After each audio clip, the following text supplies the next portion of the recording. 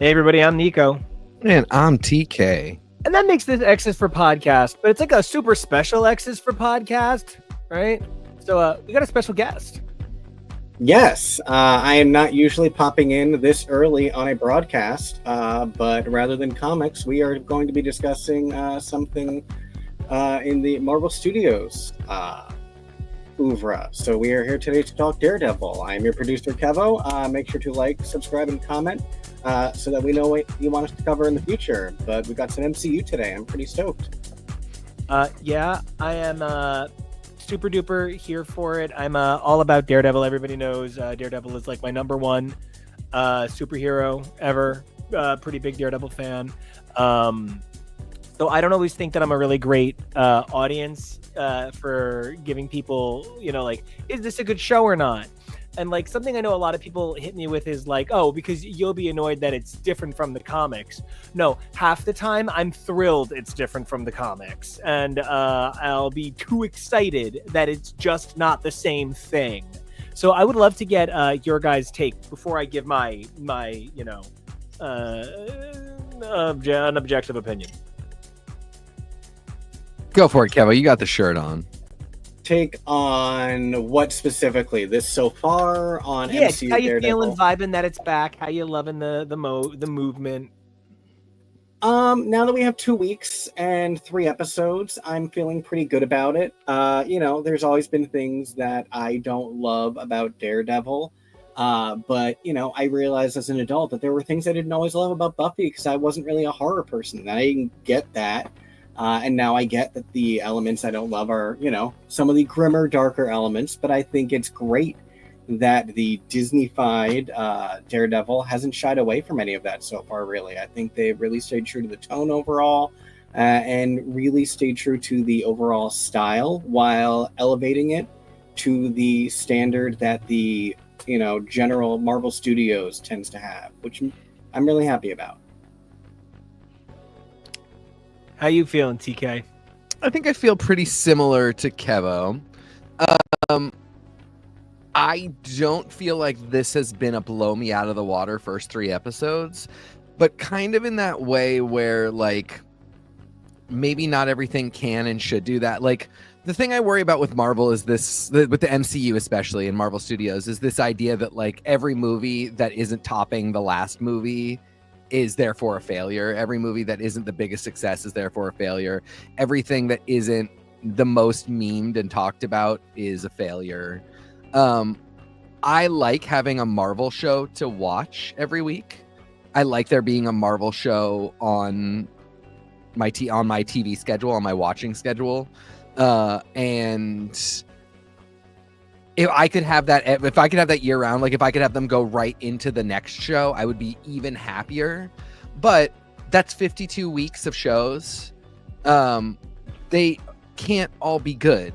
Our beloved Grey's Anatomy. That's simply, some of the episodes are not great. Like week to week, some of them aren't the best episode. They aren't topping themselves every week because 22 years later, that's simply impossible.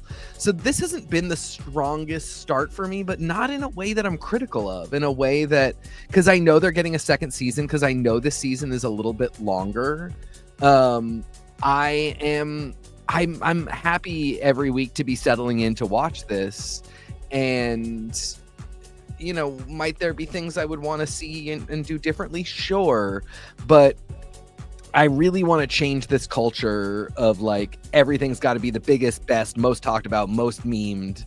And I would just like some stories to be told, some really solid stories where passionate people are doing their projects and continuing to build out an entire universe that has to include everything from a guy who fights on an apartment building roof to like people who fight in space for the fate of the entire multiverse. We got to have it all. So I'm happy to have some quieter stories. And this is exactly that. And, it really is a fascinating study because we watched them when they dropped last Tuesday and then this Tuesday. And one of the things that we've done since is we've watched it with Jonah. And so we're almost done with the 3rd episode with Jonah. And I said to him, I'm seeing a lot of people online say it's boring, it's slow. I don't know that I feel those things, but I feel like I can see where someone else might. And Jonah said, no, I think it's slow, but I don't think it's boring. And I really think a lot of that has to do with the things the show finds fascinating. Yes, that is Deborah Ann Wall from True Blood, Andrew. I have to assume that's Jessica from True Blood because there's not a lot of people from True Blood on this. Yes, it is. The key component of Daredevil as a TV show for me is it's a TV show that cares about the things that TV shows tend not to put front and center.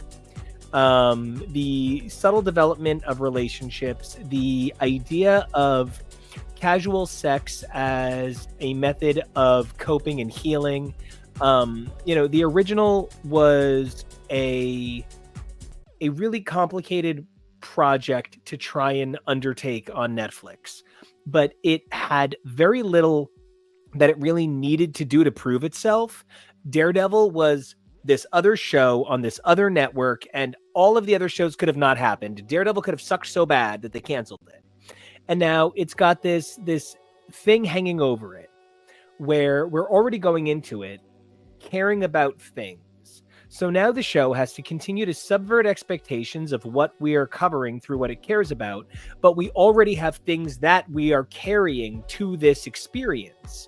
So when you are compared to nothing, you have a whole lot of room to be impressive. When you are compared to something excellent, you don't.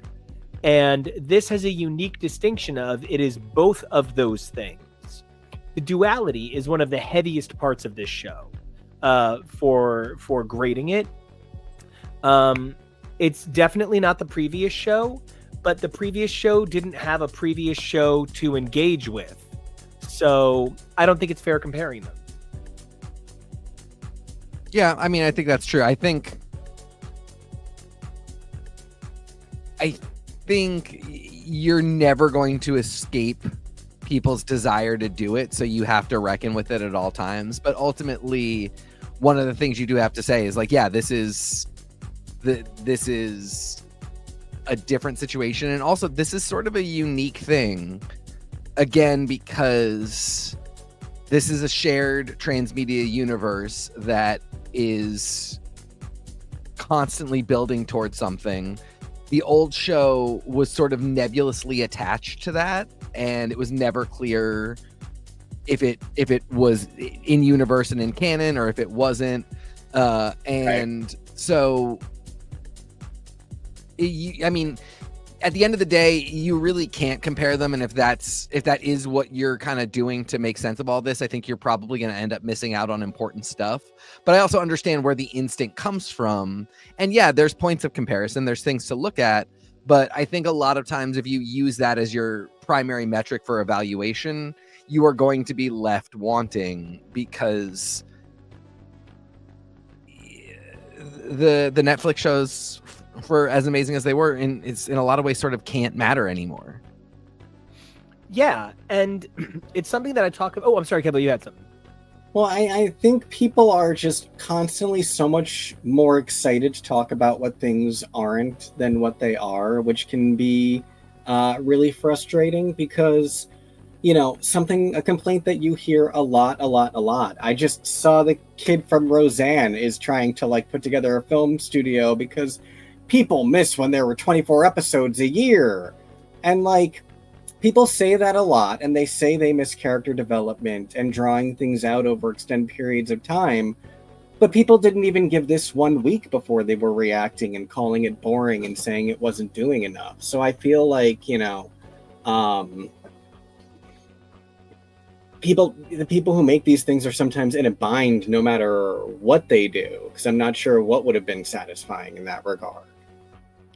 It has for me the bearings of what TK and I have been talking a lot about with Absolute DC and Ultimate Marvel. When you don't have a lot of responsibility to be the title bearer, you can do whatever the fuck you want.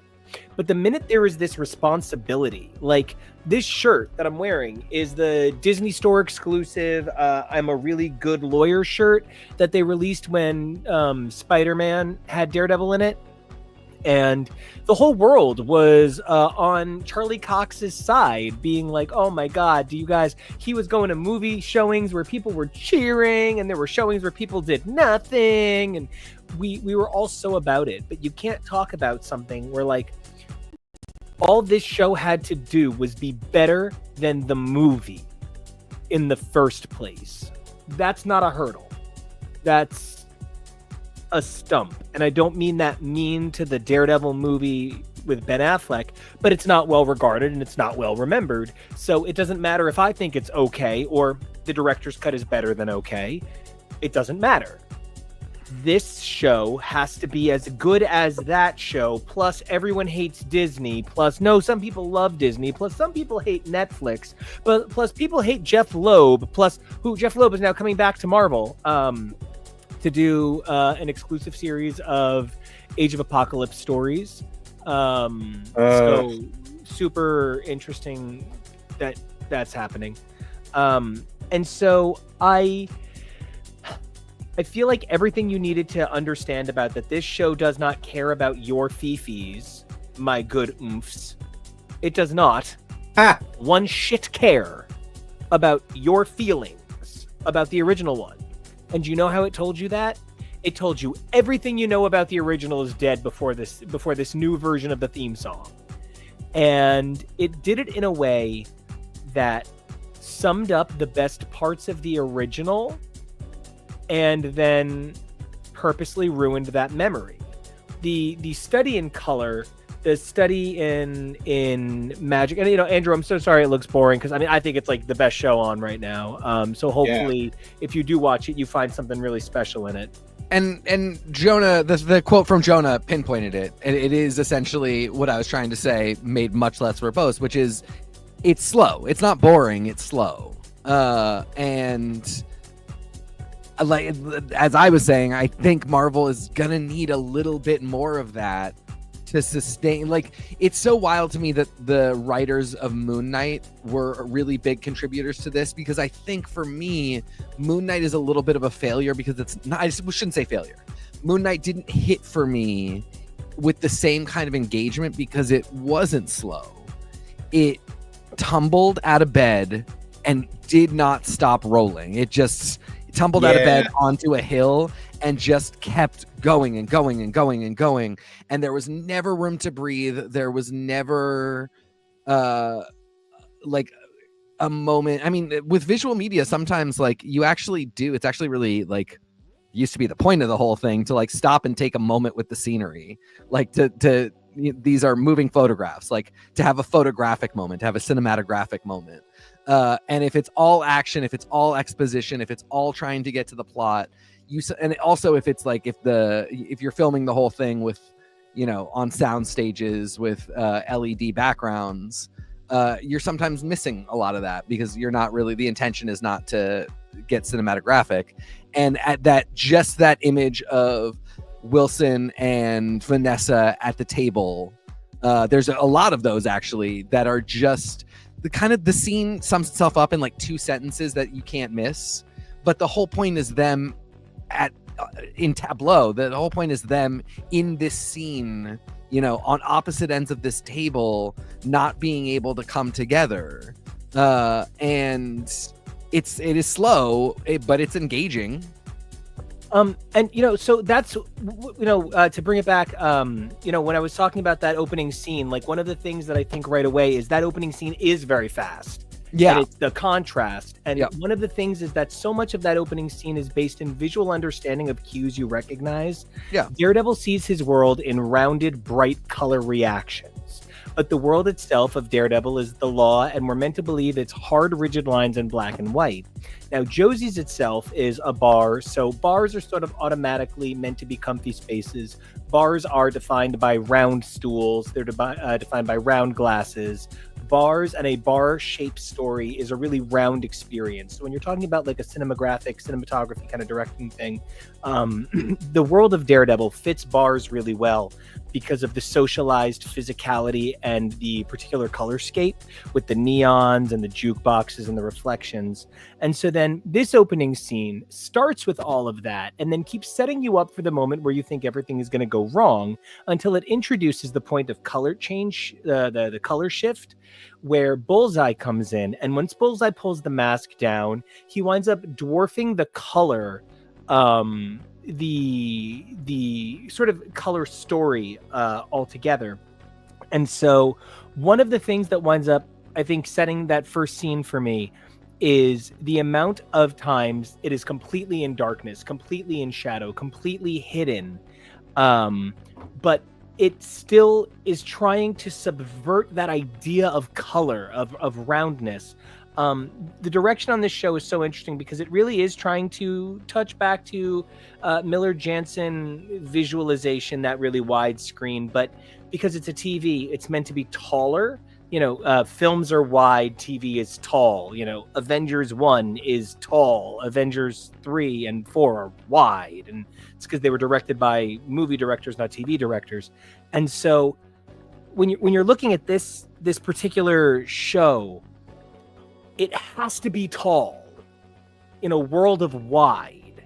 And I really think the shape story and the color story are meant to visually represent that. And that's why Kingpin had to no longer be in the white suit, because white is now the color of White Tiger. So you have to re-symbolize your color story. Do you know what I love too about your wide versus tall theory is the way that in the first place, I think tall more reflects the idea of a comic book page.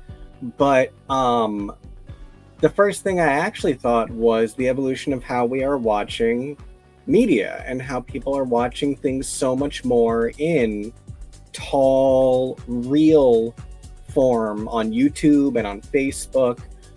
So I find your assessment of that and the juxtaposition and the focus on that in the modern age very interesting. Because again, it's really important to highlight, it's been 10 years as of next month since this show first debuted. So even though it only had 3 seasons across like 3 or 4 years at first, it's been 10 years of Charlie Cox, Deborah Ann Wall, like all of these actors playing these characters.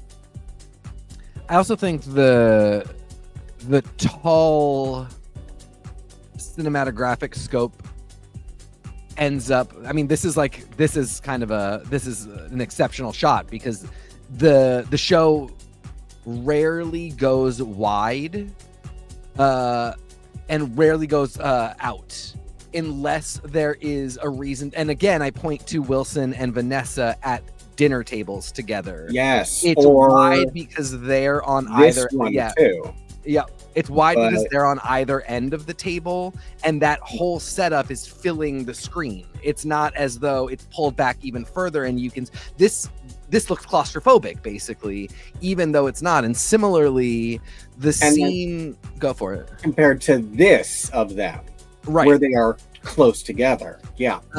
And similarly, the initial fight scene has a ton of claustrophobia, including going up into, again, a very tall, wide fight setting, which is a staircase. And it's these two people that, because you traditionally, especially in superhero shows, think of them having a lot of space to move around and fight each other and extend your whole 6-foot leg to kick. And the show does 2 really good things. 1, it doesn't do that at all for a bunch of it. It puts you in a staircase. But 2, there's a lot of times, like when they're downstairs at the bar, people keep going off screen. Everybody's off screen in the fight. Well, just to that staircase. Wait, you mean a thing that only goes up? Not right, exactly. Wide? It only goes tall. Yeah. And Kevo, you're exactly right. A part of that is being smart and knowing that people are going to see this in clips and in reels on Instagram and on TikTok. But also it speaks to a version of Matt's world that doesn't have anything to do with putting an effect on screen where you see that he actually does see, but it's all vibration lines, which I'm so glad we're not doing. There are times where, like, not going too hard. Yeah. this show is really comfortable with the idea that Matt might just have really good hearing. You know what I mean? Like, it's not going with like, and it was super, like it does, you know, like he hears supernaturally well, but again, it's not that visualization where he sees the whole, like when he moves throughout his life, he doesn't cook as though he can see. He doesn't cook as though his other senses allow him to see, just not with his eyes, which is somehow sometimes how people like to portray Daredevil in a world with superheroes, because that's a superpower. Versus like having, you know, enhanced senses to make up for a disability, slightly different thing. But yeah, I mean, the show has a lot of things dialed in. And again, here, you know, it's a wide shot, but they're too close. And again, you can cut for Instagram, you can cut out the space on either side of them and show this whole meeting. And when you need to cut to single shots of one or the other of them, they're just going to be right in frame either way. So, you know, it is both a smart effect of the way that we view stuff now, but it also really works for just what the show is trying to do and the story that it's trying to tell. There's so many close-ups and tight pulls in when Matt's in the courtroom. You know, we're pulling tight on Matt reacting because he's hearing something. We're pulling in on Hector reacting because he knows that somebody is lying. It's so many tight shots on people's faces. Kirsten, Matt, please don't do this. Is over and over. That's her catchphrase. That's her. It's clobbering time. She is. Matt, please fucking cool it. She is the best original character in the Daredevil universe since Elektra. She is my only person that Daredevil can end up with that is not Elektra. I love her more. You just don't understand what it was like fucking reading that month to month, thinking she was going to be the good guy Amanda Waller. Like, you just don't know what it was like. She is... And the performance, this is excellence. She's in Christmas, right? Yes. Yeah. She is in the issue. For those of you that are I Am Not Daredevil people, she is the love interest in the I Am Not Daredevil issue. We reviewed a Daredevil holiday issue on our channel with the Billy Club, where you can find a lot of our other Daredevil coverage as well, so go check all of that out. And I loved her in that. She was great. She is a special famous in Daredevil. Oh, okay. While we're here, I just want to put out there, there is a character that I am a deep apologist for. Like, I feel like, I don't know, I feel like I'm an apologist for a lot of the weird unsung women characters of the 70s and 80s, but like, I love Heather Glenn. Her actual comic story is really messed up, and I really hope anybody who ever feels the way Heather felt gets help, reaches out to somebody, gets assistance. They're clearly not doing her comic story, for which I am so grateful. But Heather Glenn is one of the saddest things that ever happened to the Daredevil universe ever. And she's an amazing character. So I'm just really glad to see that she's getting a really fair shake in this iteration. I also love that she's actually Amanda Clark from Revenge and Jack. She just wants to have a baby on a boat. And it's amazing. I could see this storyline. Yeah, no, genuinely amazing. I could see the storyline going real tits up. I mean, I don't think it'll go down like it goes down in the comic. For sure. But the only reason, I mean, you know, it's so weird. Like, Daredevil really does just leave this trail of affected women in his wake, which is the curse of even like cool male writers prior to like 2015 couldn't really help but do this. Karen, it seems like, I don't know, man, because Deborah Wall's not there, and I'm starting to get worried about what she's doing off screen because she moved to the West Coast. And so I'm very concerned. I mean, she looked fine when she came back for Foggy's funeral, but maybe I'm just very worried that she is eventually going to reveal that she has become addicted to fentanyl. And I would really rather if she was addicted to like fen. I don't know if you can get that anymore. I mean, maybe that's the mystery story. She's like, I found a secret stash and Quaaludes. That's the first. That's actually the first steps in Fantastic Four. They just go back and get all the best weight loss drugs. Yep, definitely. But yeah, I don't. It's. I really like this character. I love that they have put her in the room with Vanessa and Wilson. Very smart move. I mean, it's so simple, but it's an important connection to make. And again, it has left us with a lot of shots that give us that same thing, that verticality where they're making a pyramid with Vanessa and Wilson here, and then Heather opposite them, but visually it's driving up into a pyramid, and then again all the space on either side sort of is irrelevant, right? And yeah, I don't know, it's she's a great character. I just, oh boy, I'm so worried. Yeah. So Vanessa is tough. Heather is tough. Kirsten is going to be tough no matter what, even though she doesn't have a particularly tragic end. She doesn't at all. She's fine. Oh no, yeah, she's just not a regular anymore. She was she was the second in the title for like 6 years. Right. I was gonna say she's fine, and then I said, oh no, but then it turns out that she actually is fine. He was mistaken. Yeah, she's fine. She's just he hasn't seen her since, but she was in a lot of Zdarsky's run. Yeah, and I swear to God, I feel like because she was on this show, the next writer after Ahmed is going to pick her up. The next run is just going to be a Wade love fest, I think so. Mark Wade is in his like period of greatest late career power, and I only want to call it late career because Mark Wade has literally been a published author since the 80s.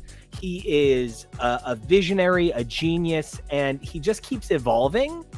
And his Daredevil, it was so funny because like Mark Wade is famously not a shit talker, but he shit talked everyone in Marvel for 50 years in one sentence. He said everybody until Frank Miller was kind of doing shades of Stan Lee, and then everybody after Frank Miller, with a couple of brief exceptions, did shades of Frank Miller. His goal was to do shades of everything, and he did. And I don't know. I feel like it is one that, I don't think you'll be a better writer for reading it, but like, you will have seen so much of the greatness you write yourself in it. That's like what's so great about Wade's run. It's humanistic. And I feel like this show is searching for humanist moments. Anyone who's ever read Trial of the Century knows that it is not a happy ending. Trial of the Century is a huge bummer. And funny enough, it's actually Terry Dodson penciling in the style of Alex Maleev on the final part. And it's one of the few fill-in issues for Maleev in the Bendis Maleev era. It's fascinating. But the changes they made for this show were so important because, I'm talking about Heather is, unfortunately a character who causes self-harm and dies. I'm talking about Vanessa, who gets physical cancer and emotional cancer and becomes very sick on every level. But instead of killing Karen Page, they killed Foggy.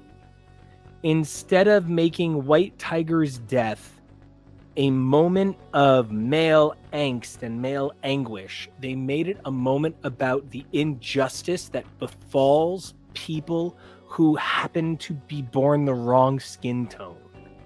And the truth is, The Punisher became a symbol that everybody wears on their wrist when they're cops, because the Punisher was white. But White Tiger, a brown man, who even if he is not clearly brown when not White Tiger, once it was clear he was, had to die. It's just a really important statement.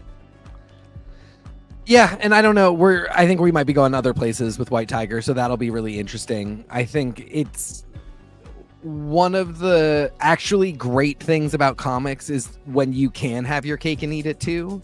When you can, because my White Tiger was not a character that was very important to me until Ava. And Ava Ayala, who is Hector's little sister. And I think they even have mentioned that they're living with his sister, right? I think that's what they say. So I think we might be getting her even sooner than we think. But it's in 3 episodes of a show, you can build up stakes when it comes to taking a character out of a show. And because it's a superhero thing, you cannot lose the hero. And that actually has to be cool and fun. I know there's a lot of times when it's done really poorly and it's, oh, we just resurrect this person. Oh, the death didn't matter at all. And this happens in comics all the time. But there are times when you can use the tools that you're given to make a statement. Like you said, to make it, it's not even necessarily the stakes that are high. It's the statement that is heavy. Yeah. And it is clear right from the get-go, both that the police simply cannot stomach being questioned, and they're not going to allow it to happen from a brown man.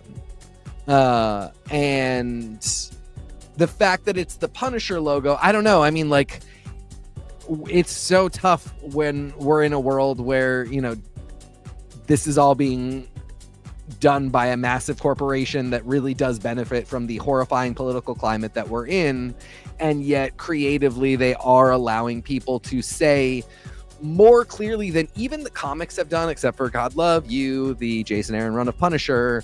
Like, the Punisher is what bad people like. The Punisher logo is for people who are terrible. The Punisher logo is for people that are corrupt and awful. And when you are those things, you tattoo it on yourself.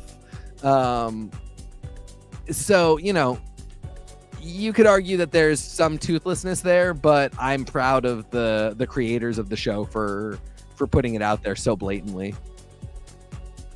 And part of why I'm so excited about where this season might go is because it's not really about whether or not Kingpin is the balance of Matt. It's not about whether Elektra is the balance of Matt. It's about the realities of who we become. Everybody in this farce is somehow playing out a role, and even is filmed on a color form set of New York City. But you know what? Maybe because they don't go to Hell's Kitchen anymore and they're all fine with it. And we don't really see Matt in the Daredevil suit and we're all fine with it. There is a note of what causes the context of Daredevil here. Is it a superhero suit with red horns? Is it a guy who punches bad guys and then goes into a courtroom? No, it's the web of asking who's on either side of that costume. They make such a huge deal of showing us that Wilson is going to choose different suits. Why? Because Wilson's suits are as much his costume as anything else. And that's why he's in a ridiculously bright costume in Hawkeye around the same time that Daredevil is in a ridiculously bright costume in She-Hulk. Because what they're doing, their parallel narrative, is still steeped in color story. Right now, in this shot, everything behind them is blurred out. And this is one particular image, but this is a hallmark of what we've been portraying in these images that we've been focusing on. The background is never as important as the space between these people. Kingpin is trying to say, I've got everything on the table. He's got his hands above board. Having Matt have his hands below the table in a shot like this is intentional, is telling us something. But the truth is, Kingpin is no more honest about who he is under his suit than Daredevil is. So we're in a position where the showrunners here are recognizing it's the iterative patterning of character tropes. This could be Superman and Lex Luthor, but the stakes are designed so that it makes sense as Daredevil and Kingpin. This notion of it's not as simple as good and evil, Daredevil does violence, and Kingpin does good, is at the heart of Kingpin filling in the hole. Kingpin filling in the hole is actually a terrible thing. It probably fucked something up. He probably didn't know all of the environmental studies were good, and it probably wasn't A-OK, or that would have been signed at some point. But because this is a world with damage control, this isn't a world with our New York. This is a world with a superhero squad who goes around and fills holes. Why wasn't it filled? It probably wasn't as basic as somebody didn't sign it, because that's not the Marvel Cinematic Universe. And if you think it is, then you're over-applying your overly basic idea of what the world is to a superhero universe. Because we're on Wilson right now, I think it's really important to point out that he is the bridge between old Daredevil and new Daredevil, and he has had character work that Matt hasn't had. I mean, Matt was on a fantastic episode of a really underrated show, and it was really funny, but that is kind of the character that died and had to be born again, so that Matt kind of doesn't exist in a lot of ways. Wilson went through dark times in Hawkeye, went through a Wilson journey, and then went through something insane in Echo that I'm a little worried that they aren't talking about as much, although it's clear that it has affected him. But it's weird that they keep mentioning how he was in traction for a while, and that's when Vanessa had to take everything over, and that's after Maya shot him in the face in Hawkeye. But then he does recover, and then he goes and yells at her, and then she eats his sins. I don't know. We do need to talk about what happened there. Somebody needs to give that. And it's clear Wilson wanting to be mayor is clear, and insisting that they rise above crime and that Vanessa not continue to engage. This is all clearly an effect of what Maya did to him, but I wish it were being discussed a little more, because this character has had such a journey, and we don't really, he wasn't made good, but he really specifically seems to not want to do crime. And he really seems to, he always thought that he could make the world, but he could make the city better if he just had absolute control, however he could get it. And his mission seems to be very different now. Because so many of the problems he faces could be solved through doing Kingpin shit, and even letting Vanessa do Kingpin shit and covering her. But he's really insistent that they're on a different path now. And I'm not. This isn't a critique, because we're not at the end of the 9 episodes, and we might get to it. But I'm really curious to see. We've talked so much about the Wilson in Hawkeye and how that person is here today, but I feel like we are just a little bit missing how the Wilson in Echo is part of the guy that's here today. And I frankly wouldn't mind if Echo showed up to talk to us a little bit. I think that's part of what I struggle with, like what you're describing, because I really agree, and I don't know what to make of this. And the thing about the difference between a full season drop and waiting weekly is you do invest emotionally, and you do end up thinking things about this story that if they don't pay off in certain ways, it can be very frustrating. It was something that I found when I went back and rewatched Falcon and the Winter Soldier versus watching it weekly. Watching it weekly, it was not satisfying. I watched it all in a day and I was like, yeah, this is pretty okay. The stuff I didn't love as much kind of washes over me when I get to binge it. And that's the thing. I don't know what to make of Wilson. Are we supposed to think he is trying to do good and he's secretly doing bad? Or is it going to be he's knocked from this pedestal because of something Vanessa does? Because then there's also, you're sitting with the fear of the stories you don't want. And I really hope that it's not anything too extreme with that, because that's not what I'm looking for. We were all really excited to have Vanessa back. That's why we wanted this actress. So if they do something disappointing with the character, I would have rather them keep it recast, I guess, maybe. And in that regard, I'm going to say this very carefully. I'm going to put out no spoilers. I'm going to say that my first thoughts when Franklin Nelson met an untimely demise, the best that Eldon Henson has ever looked in this role. What a stunning man who was made to look unstunning in so many roles. Lord. I thought to myself, well, in the Brubaker run, he faked his death to do a case thing. And it could happen.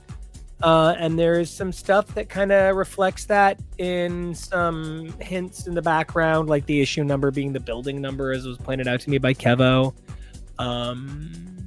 There's just some stuff. Also, that it's just insane that we have no idea why Bullseye did what he, that was so, we went through that so fast.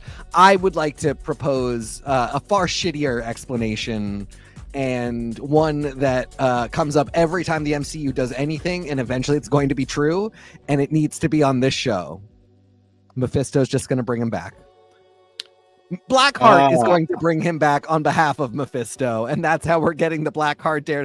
I'm 100% kidding, people. We're not doing this, but I do think it would be really funny and sort of cool because, and I wouldn't hate that because I really think that Daredevil has already proven its ability to be the thing that can be both a serious law show and have dragons underneath skyscrapers and defenders. Guys, there was literally a resurrection in the previous version. So and literally involved a magical potion called the Substance, harnessed from dragons.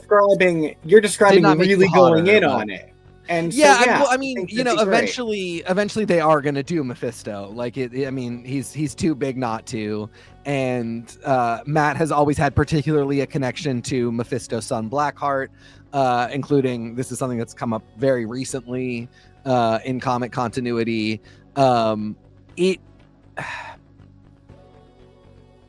As part of wherever we go when we bring the X-Men in, it will have been so long that the MCU has been running as pretty tight genre stuff.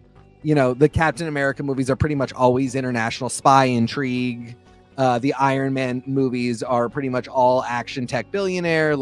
They don't really cross genre, and they don't really they don't do what the comics do, where sometimes randomly the Iron Man villain will be a mystical person. We might have to start doing that, because I don't know that anybody's gonna want a fifth Captain America movie that is, again, just more international government intrigue. But one where he goes to space could be very fun. I just want to really highlight what you're saying is so accurate and so true for me as well, as a humongous Daredevil fan going back to childhood, not just a humongous Daredevil fan from the show, or and that, I don't mean just because that would make you less. I mean, just I hear people saying, oh, well, you're a Johnny-come-lately, your opinion matters less. No, it doesn't, because it's the same as somebody who's old. So obviously age isn't a factor in fandom. So stop that. I don't like Muse. Full stop. Full fucking stop. They have made it very clear that the ongoing villain of this arc, Muse, who is the villain of the Mayor Fisk arc, so it makes sense. Muse is the bad guy of this run. He's the weird guy who I assume who showed up at the book signing. He looked just like him. All of the mentioning in the rise of street art, that's a Muse thing. And the idea that it's these visualizations that Daredevil can't engage with, great. So he'll have something, because honestly, realistically and reasonably speaking, Mayor Fisk is not an unstoppable, but if Matt is distracted by an unstoppable, then Mayor Fisk actually is possible. So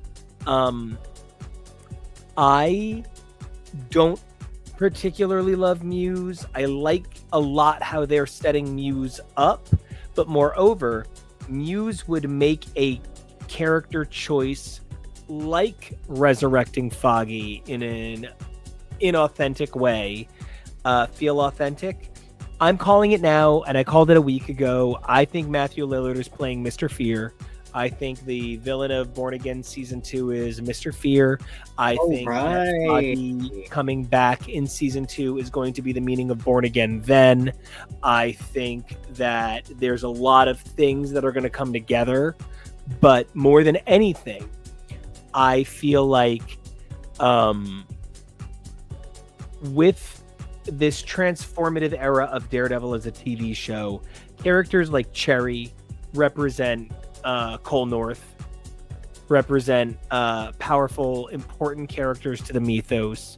I don't know. I'm really positive on this show. I give Born Again an A- so far. I know I probably gave the original an A. But I'm feeling really strong about this. I'm feeling really positive, and I really look forward to seeing where they're able to take this. It has an honesty, it has a kindness, it has a sadness, but moreover, it has that man in those pants, and I love him. I think I read recently that he tries to play the character as Brando in Streetcar and Brad Pitt in Fight Club, and I hate that description because it is the most first year at film school thing I've ever heard. But he's also, if that's what he's doing, he is failing spectacularly. But you can actually see it.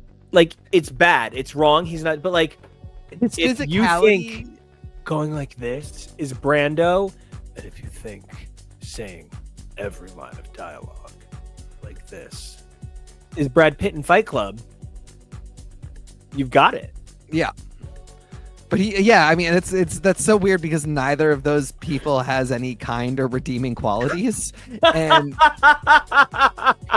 that's basically the point of the two source materials from whence they come. Electra!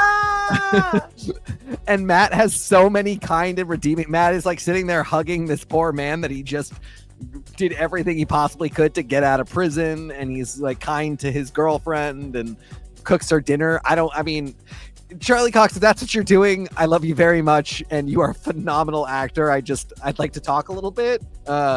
Sure, I definitely see the end of the kitchen fight scene.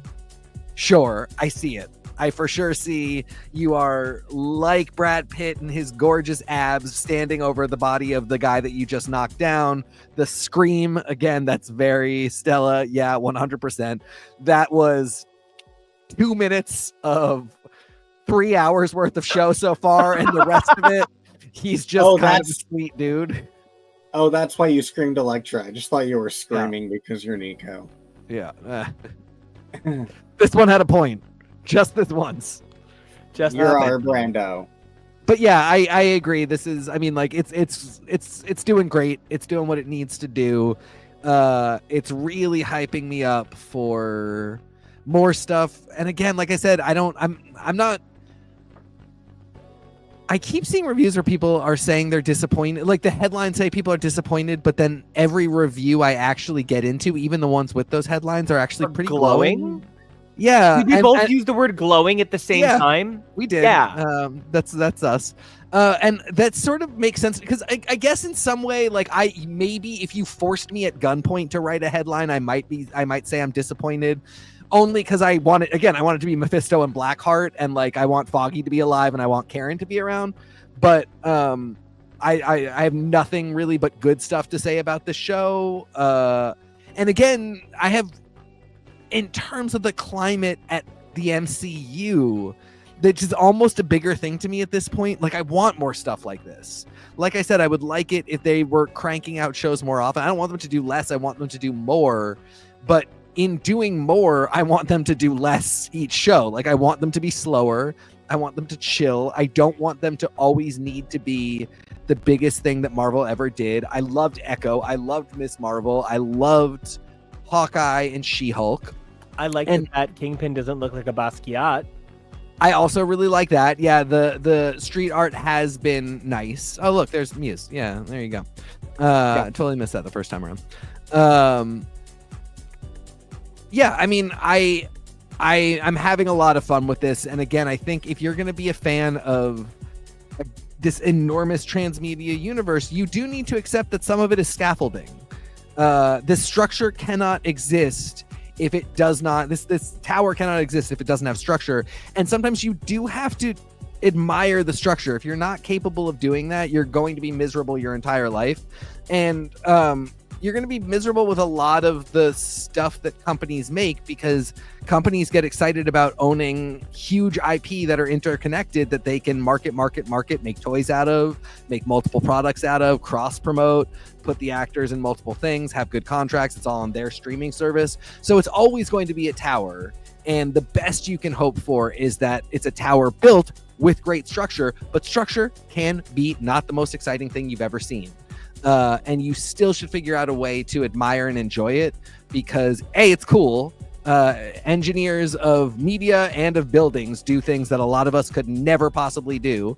And two, it's the only way the rest of it's going to work. It's the only way it's going to seem cool when every Avenger shows up at the end of, is it Secret War, the last one before we do the reset? Yeah, Secret War. And that's the thing, part of that scaffolding too, is that this is a comic book universe. And I think that some people don't like to embrace that, but I think it's important to, because, you know, I fear that if we do get to a story of Foggy faked his own death for XYZ, people will look past the joy of, yes, we get more Foggy, and then instead complain that the story is dumb, even though they do stories like that on stuff like The Wire, dated reference, God forbid, but still, they do stories like that on, like, really these shows that are taken more seriously, but also it's a comic book. So, you know, yeah, they do things like that in comic book stories all the time. It's why I was sad, but I didn't let myself get too worked up, because I am watching a show unfold over not just several weeks, but I know at least over 2 seasons that they have plans for. So I don't want to get ahead of it, and I don't want to hold what it is against it. And I think that is really important, everything that you're saying. You know, at the end of the day, I'm really grateful that this show did take the time away. Season 2 was an unfocused mess because it was focused through the filter of being a big universe. Season 3 was an unfocused mess because it was focused through the idea of getting away from season 2. And then there's this huge break, and he's in, you know, Daredevil is in Spider-Man and She-Hulk. Kingpin is in Hawkeye and Echo. They both come back, you know, and it's better. It's for better and for worse, because TK, you said something I really, really, really loved. That you said that you wished that there were more Marvel shows at any given time, and I kind of hate to put this one out there, but Friendly Neighborhood Spider-Man's actually like kind of really good. It's so funny you say that. I just watched it for the first time last night, and I skeeted about it. There are a lot of ways in which I liked it better than X-Men 97. Full on.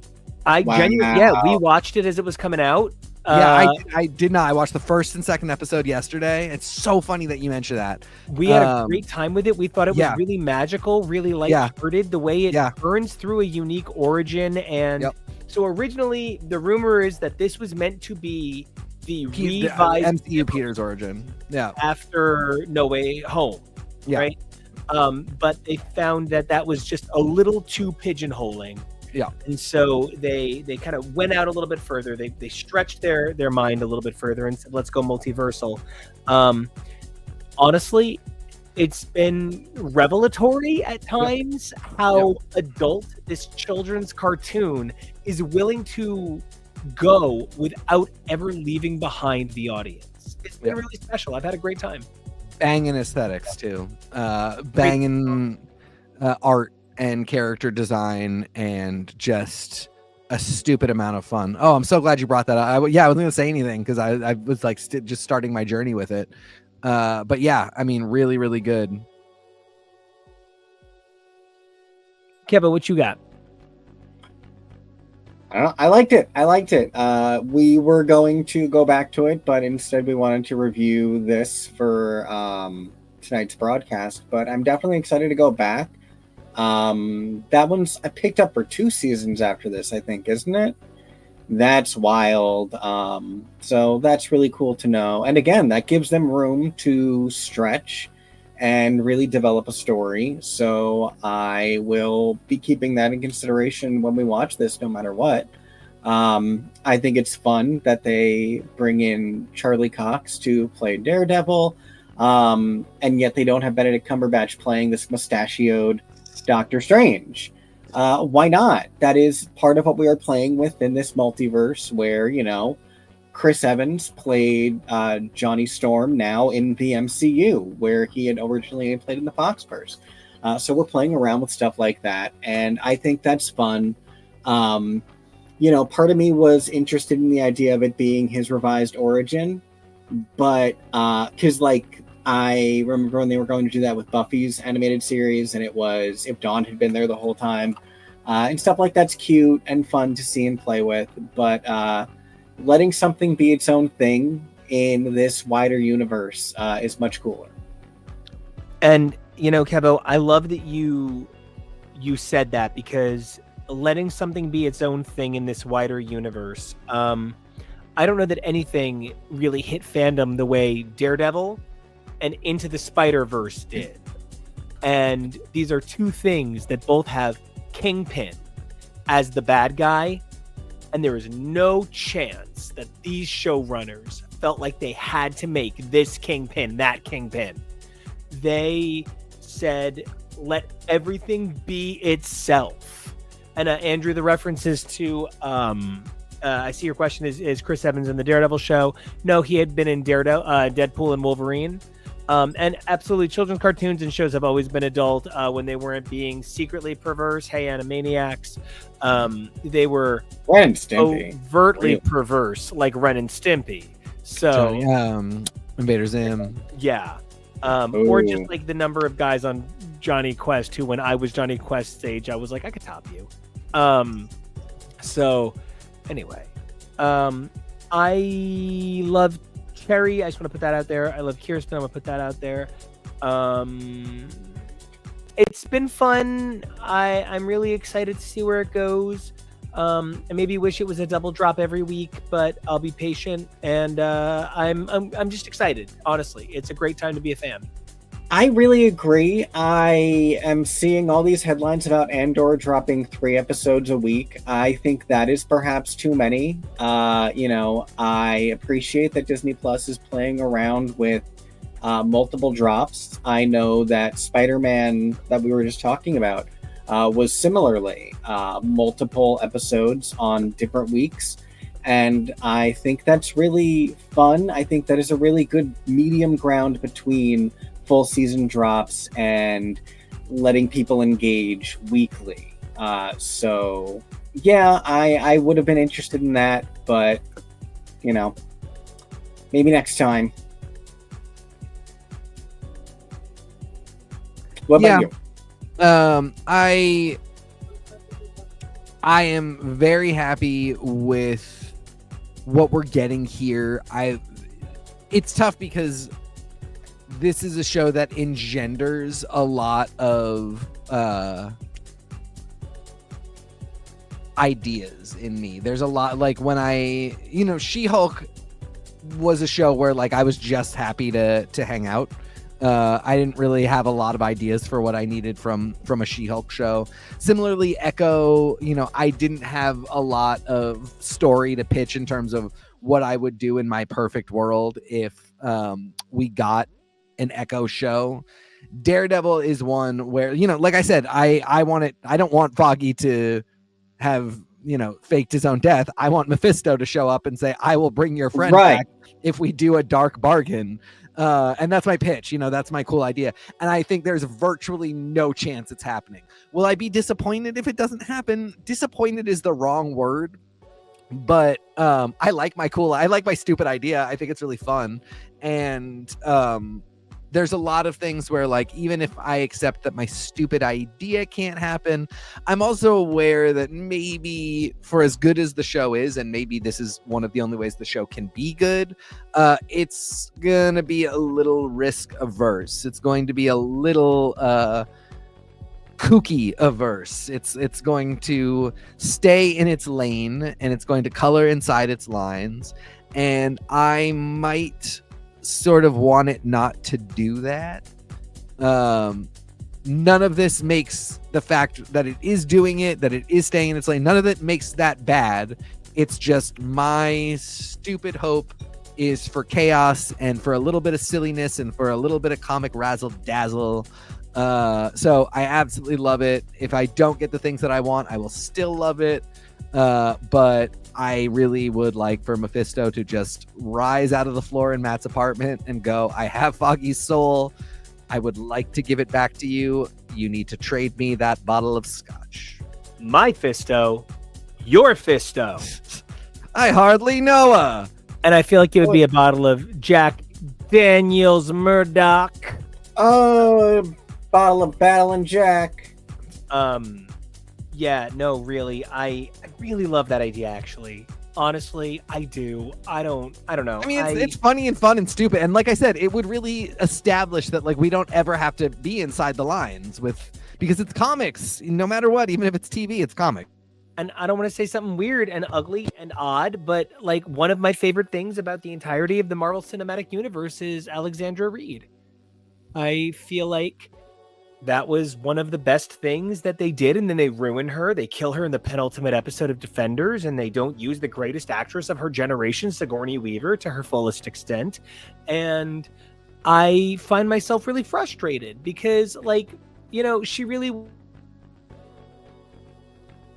Oh, you froze for me. She really... He's gonna come back. I'm back. She really... she was really underutilized, and really, when I was putting together the list of the characters to rank for our tier ranking, I had her in there originally, and I'm like, no, she's probably technically dead. I only used people who legitimately have a chance of being alive, and I guess she has a chance of being alive, but like characters or actors? Characters, because you can always recast. Sure. If Rolk has taught us anything, right? So you can take a totally boring character and replace it with CGI. So I don't know. I feel like, losing White Tiger really was a lesson in impermanence, because I would not be surprised if we got Shadowland. Would not be surprised if we pushed Daredevil to some ugly places after Muse. And he could have a zombie of his friend. I believe that. I think it would be Wait, who's... Oh, Foggy. I was like, I don't meant think White we can do Tiger. a White Tiger. No, I don't think we can do a White Tiger zombie. I think that'd be in poor taste. Oh, now it would, wouldn't it? And, people talk about Glee being cursed. How many of these Marvel TV shows have had major characters now die before the show's debuted? That's horrific. Horrible. What an amazing performance that he gave. I wonder if there's going to be more that we get to see from him before the season is over. I loved seeing a character like this. I love that we never really got to even see him use magic, so to speak. But we still got to see an amazingly superheroic costume that is real to the MCU. And yeah, you know, I know you guys know a lot more than I do about White Tiger's either niece or daughter who takes up the mantle. And, you know, any amount of that, like we got from BB Eric, it would be really cool.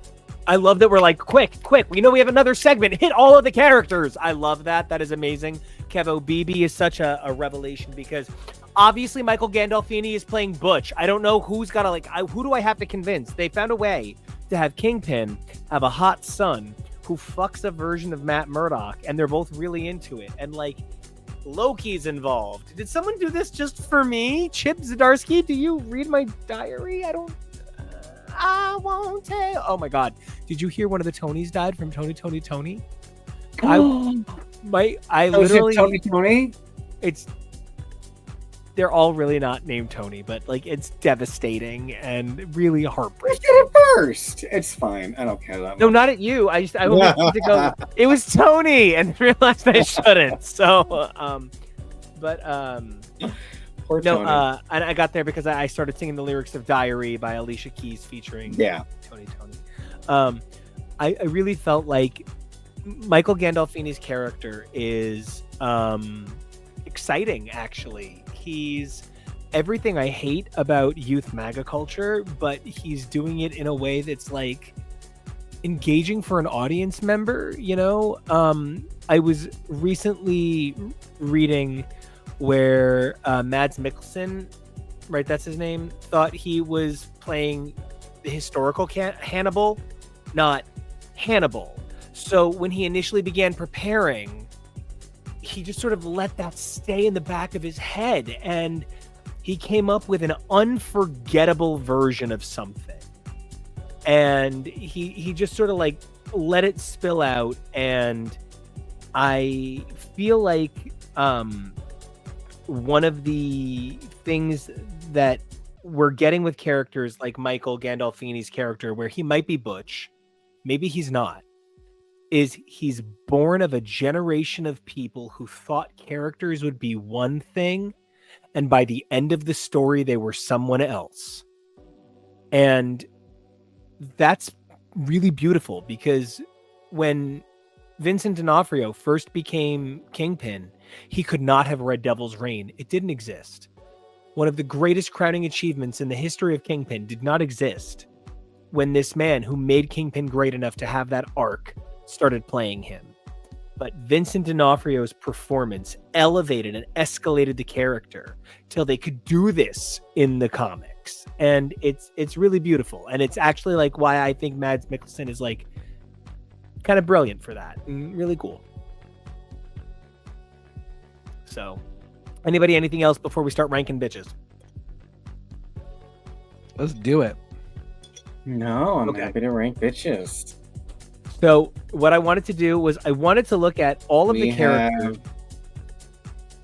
Oh, you got it, Kevo?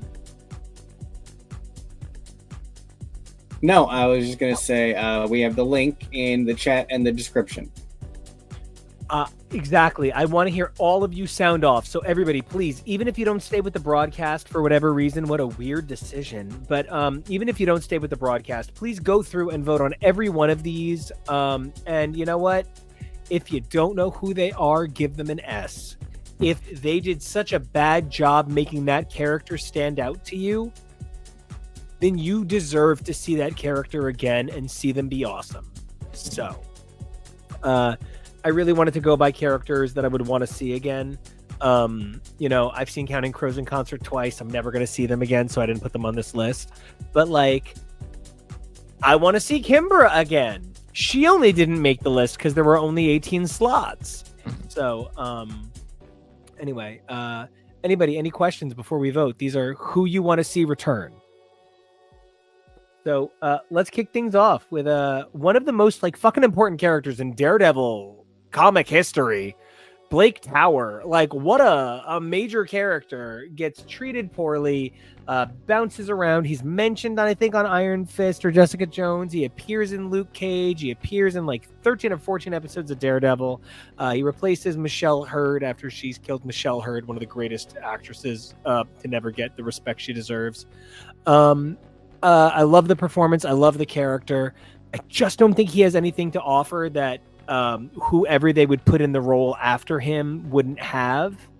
And frankly, Kirsten and Matt could have a falling out, and she would make a more interesting DA against him. And hot ginger bottom daddy is also very handsome, and so I wouldn't mind seeing him too. So Blake, I'm sorry, man, I'm gonna give you a B, and not because you're not a great character, but because I just don't know that I need you back, Blake. Yeah, it was a B for me, and it was close to a C, but I'm trying to be kind this time around for exactly that reason. A DA is a DA is a DA. The DA gets a B? Yeah, it maybe would have been a D, but here we are. I'm being kind. Kevo, how you feeling about DA Blake Tower? Yeah, I liked him, but I think it's another one of those things where it's been so long. There's other characters who would fulfill similar roles who I'd perhaps rather see more from. So let's go with a nice complimentary B. You didn't do anything wrong, buddy. Okay, well, Claire starts with a C, so I'm going to give her a C, and I don't need to see her again. Talk about a character who started with limitless potential and appearance by appearance whittled away that magic. They never knew what to do with her. They defined her by her romantic relationships and rarely gave her a storyline outside of them that wasn't ancillary or a side piece. And frankly, it's so unfair to, an actress who's had a lot of crazy things in her history, Rosario Dawson, who was absolutely, literally cleared of the transphobic allegations. And I just want to put out there, she's done some other weird things, but, even when she was with Cory Booker, senator from New Jersey, she was never his side piece the way she felt like she was Luke Cage's side piece. Claire deserved better. Night Nurse deserved better. Rosario Dawson sure as shit deserved better. And I don't need to see Claire back because I'm going to keep season 1 Claire in my head and let the rest fall away. Night Nurse, the pain is getting worse. No, I'm going with A. I want her back. Because I really do think that, yeah, I think she is. For one thing, I would full on I would like to see the Night Nurse. Like, let's do it. You know what I mean? Like, let's do it. Let's have some fun. Taking my vote. I'm kidding. I thought we might get it in like a fun, cheeky way with Rachel McAdams, whose character is another version of the Night Nurse. But instead we went in, I think, to me, a worse direction than what happened with Claire. Claire did get sort of lameified and not treated well, but on her worst day, it wasn't what we did with Rachel McAdams' character, which was just to completely blow it with her in the first movie and then to sort of relegate her to somebody who's getting married in the second movie. And yeah, we got an alternate version that was cooler, as like had more agency as a woman, which is of course what we're always looking for, but in no way was she ever the Night Nurse or anything like it. She was not like a healer of any kind. She became a Avengers Illuminati scientist. I don't know. Anyway, give us the Night Nurse, bring Claire back. Let's have some fun. Doesn't need any romantic entanglements with any of these people. In fact, I think he's too young for her, but she should date Malcolm, who's coming up in a second to talk about, because he's the most beautiful. So beautiful. Anyway, we're gonna get there, but yeah, it's an A for me. I don't necessarily want to say A, and I was going to go lower, but you know what? You really sold me on it with the idea of we can rebuild her. We have the technology. Yeah, there are exactly. ways in which we can make this a better Claire through Rosario Dawson still, and perhaps redeem what we had been hoping for with Rosario, because we were so stoked in season 1 with what they did. And then by the time they had her in season 1 of Luke Cage, we were like, good God, what happened? So if they could pull that back the way that we hear they are pulling back Sharon Carter and all of her villain stuff to perhaps go back more to center Sharon Carter, do something more like we had been hoping for with actual Night Nurse, and that'd be cool. You know, Monumental Comics, I hear exactly what you're saying, and I think that fits what TK is saying and what Kevo is saying. Make Claire, Jessica Drew. I would throw Jess Jones on there too, because she is that level of powerhouse. Have Doctor Strange Namor, pick a Hulk Amadeus Cho. Easy. Yeah. Love him. This is a great argument. Love it. You guys, you didn't make me regret my grade, but you helped me understand why I want more. Yeah. Yes. I'm not even fucking reasonable about this. Don't even fucking talk to me. I don't have a whole lot of like. Elektra is perfect. I thought that this performance, Elodie Young did a perfect job. Yes, I think that Elektra should be Greek. As a Greek guy, my name is Nico. Come on, but fuck French Cambodian super martial artist. Oh, I never knew I needed it, and now I do. So okay. Yeah. I mean, every time I look at a Marco Cicchetto panel of Elektra, I sort of hate myself for saying S and Elodie Young forever. Because again, Marco Cicchetto draws Greek Elektra. Marco Cicchetto draws this swarthy Mediterranean woman, and it becomes what inhabits the character.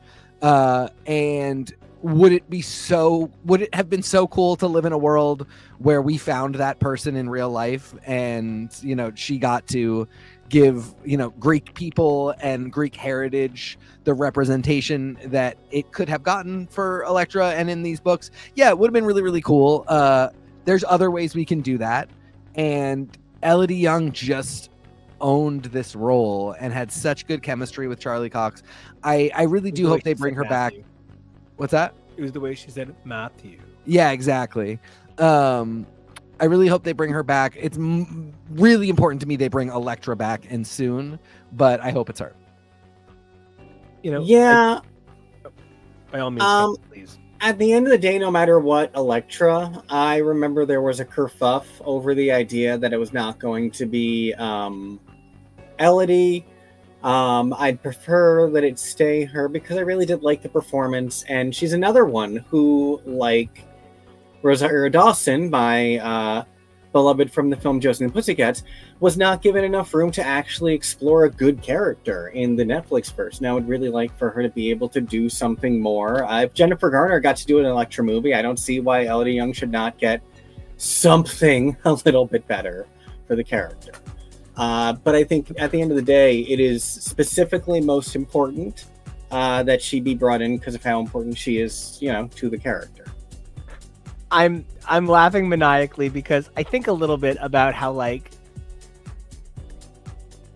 Daredevil, Deadpool and Wolverine was like so many things to me, but the joy that Jennifer Garner brought to reclaiming this role, guys. I'm writing an entire musical about the way Lady Gaga looks at Bruno Mars in that fucking video, and I swear to God, that is 1/10 the way Jennifer Garner looked at putting on that Elektra costume one more time. There is something about this role. This role is Mama Rose. This role is Othello. This role is that moment in fiction where things just become so clear to the performer. You were born for this. I guess, I hate to say it, but the equivalent, I guess, is the Joker, where people say my life was different after I found how to play that character, to play that survivor story. And I don't know. I love Elektra so much. She is up there with Daredevil and Phoenix. Top 3. Can't say enough. And thank you, boys, for loving her so good, too. Kevo, you got more to add on Elektra before we move on to the next lady? No. Oh. S. Move Marcy. the fuck on. Marcy is a queen. I can't believe that Marcy was not at the funeral. She needs to have been arrested on January 6th for there to be any excuse. Because she's blonde and blue eyed. But like, she is one of the best things that happened to Daredevil TV. It's that whole thing I said. It's the moments you don't expect. Marcy was every one of those moments. If she had been on Saved by the Bell, the college years, it would still be on today. Yeah, for the same reason. She's just very fun, good character, really good at banter, and, was able to make moments of Daredevil fun and lighthearted, even when there were kind of stakes and there was a little bit of like nail biting, grabbing the edge of your seat. Her kind of attitude about whatever was being discussed made it a little more like, let's have a little fun with the fact that we're in a story in a superhero show, and not so much like tension all the time. Like her jumping in and quipping jokes while we're waiting for Hector or Nikki Torres to get to the deposition or to the trial, where you really think in that episode of Born Again that Nikki Torres is going to get stopped by the cops and be prevented from getting into the room, and that's saying he'll be here, and Krista's going, where is he going? Imagine if Marcy had been there to just like make a couple sassy remarks, you know what I mean, like to make it a little funny as well. There's a little bit of that missing, and she was really good for that. You know what? Somebody who's not on here who I would have put on, and she's S, but she would have she would be Marcy's paralegal, but not where you think. Yes, absolutely. What a super queen. What a great the goal of always just trying to find a place for Madison. So yeah, I was like, A for me. Yeah. Yeah, I'm gonna go with S because now you've really made me want that team up. So, okay, let's just start with. I'm conflicted. I'm not. S. S plus. All the Jaren Hogarth in the first place, Jerry Hogarth in the second place, Carrie Ann Moss in the Alpha First S Class plus place. She was gonna fall in love with a dead man. And so I don't even have words. Carrie Ann Moss, I swear to God, you could tell me that you have the secret to life, and even if it's just like Goop products, I would agree and start buying Goop products. It is not even a question. Yeah, I mean, she's such an interesting, complicated character. That she has at times been so horrible and made such awful decisions, and yet somehow you can see that she cares. It's really difficult to pull that off in a character that you want to follow in a superhero story, because the whole time we're thinking like, I don't want you to be able to blast fire out of your eyes and be morally ambiguous. I need you to either be good or a villain, and then I'll know what to do with you and where to sort you. She is, we talk about the idea in the comics of Wilson as the sort of financier supreme and money being a superpower. The Law is as well, and we have characters that wield it with some really strong punches, but Jerry gives you the vibe of like, on that scale, if She-Hulk's law powers are like a 3 or a 4, like extra human but not insane, Jerry's are like a 6 or a 7. I love that. Kevo, did you have anything to add to Jerry before we move on? I think I want to pull the curve a little bit, and I'm gonna go with D, because this is a character you would have to do something with to make me really want to see her back in more than just a cameo capacity. In a strong capacity, I would really, really, really need a strong argument. I'd need it to be for a really good story, where she is necessary, because she can be kind of, I let my lesbian wife get stabbed by a table or whatever while I sleep with my secretary. Like, she can be kind of rough. So I would really want a valid reason. In that regard, I actually, Monumental, I hope this is what you're saying, but I do think that in the way that they are both hyper brilliant, intelligent strategists, she did make Fury feel more deadly because she was a little bit more cunning in some ways. Like they're both equally brilliant, but they have different specialties. And Monumental, we were talking earlier. Yes, episode 3 was so ultra good, and we can't wait to see more of this season unfold. Thank you so much for hopping in the comments. Okay, controversial opinion. B, I don't actually like where season 3 left her off. I thought season 3 was not great. I watched season 3. It is the literal only Marvel Cinematic Universe moments I have ever seen without Kevo in my entire life. Watched them with Rich at his place. He had it on, and I was like laying on the couch in and out of consciousness. I do not like where season 3 leaves off. It's not for me, not my kind of story. I don't need more. I wish they had done a different job in the first place. I really agree with you on that. But again, it's kind of like Claire, where I want her back. I really like the character. I didn't like the show. And she might be a really good opportunity for Marvel to explain just how much this diverges from the actual Defenders verse, and what exactly we're doing differently here. Maybe even make it a multiversal investigation where somehow she discovers that they are very close to the universe of the Defenders, but it is not the same one. And you can tell because there's little things like, of course, Patsy didn't kill a bunch of people.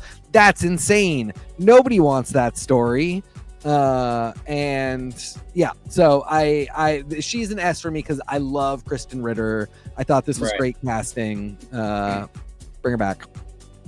And there were so many great things they did for Jessica Jones at first. They did tongue-in-cheek references to Jewel, but I never felt like it was being mean. Who I believe we will be getting to next, Trish Walker, started off good too, and then just friggin' tanked. So I would love a better version, and I love Kristen Ritter, so I just want to give her an S. No, we're up to Ika next. Malcolm is a fine character and represents a lot of the humanity of the Marvel Cinematic Universe, the Marvel Comic Universe. Ika Darville is very, very handsome. He plays humanity with the efficacy of a conversation with an old friend at a coffee shop. It's so ensconcing. It's being in warm light. His performance is nuanced and deep to the point where it's actually almost too hard to watch quickly. He gave a really similar exquisite performance over on Empire. Right. He is a marvelous actor.